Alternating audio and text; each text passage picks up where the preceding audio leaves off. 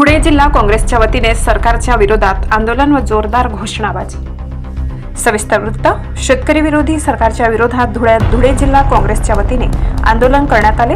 यावेळी काँग्रेसच्या कार्यकर्त्यांनी जोरदार घोषणाबाजी करत केंद्र सरकारचा निषेध केला। नुकत्याच जाहीर करण्यात आलेल्या केंद्र सरकारच्या अर्थसंकल्पात देशातील शेतकऱ्यांसाठी भरीव अशी कोणतीही तरतूद करण्यात आलेली नाही।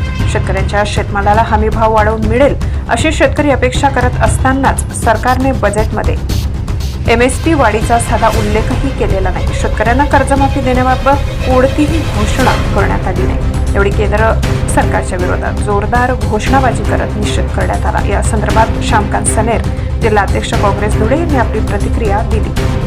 ब्युरो रिपोर्ट, धुळे सहसंपादक अनिल बोराडे।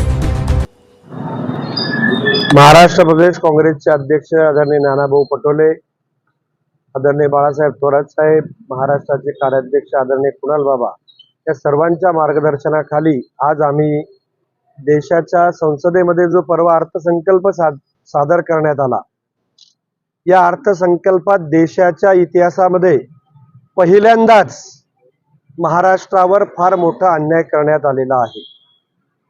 स्वतःची राजकीय सत्ता स्वप्न पूर्ण करण्यासाठी फक्त बिहार आणि आंध्र प्रदेशवर मोठ्या प्रमाणावर खैरात करण्यात आली आणि महाराष्ट्राच्या सर्वसामान्य जनतेला उपाशी ठेवण्याचं महापाप नरेंद्रजी मोदी सरकारने परवा जो बजेट सादर केला त्याच्यावरून दिसून येत आहे। शेतकऱ्यांच्या संदर्भामध्ये पहिलेपासूनच मोदी सरकारचं धोरण हे अत्यंत जाचक आणि अन्यायकारक राहिलेलं आहे। शेतकऱ्यांची कर्जमाफीची सर्व देशाच्या शेतकऱ्यांना अपेक्षा होती, पण अत्यंत दुर्दैवाची गोष्ट आहे उद्योगपतींचे कर्ज माफ केले जातात पण शेतकऱ्यांची कर्जमाफी माफ होत नाही। हे या देशाचं अत्यंत मोठं दुर्दैव आहे आणि म्हणून शेतकऱ्यांबरोबर सर्वसामान्य माणूस या निर्णयानं, या बजेटनं, या अर्थसंकल्पाने अत्यंत उद्विग्न झालेला आहे।